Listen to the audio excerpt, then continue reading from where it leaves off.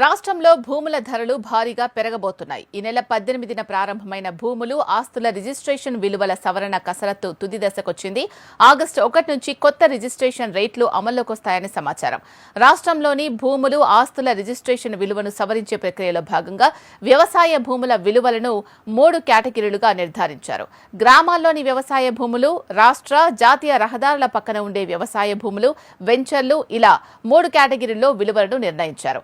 రాష్ట్రంలోని ఎకరా వ్యవసాయ భూమి కనీస ధరను 4 లక్షలుగా నిర్ధారించారు స్టాంపులు, రిజిస్ట్రేషన్ల శాఖ అధికారులు.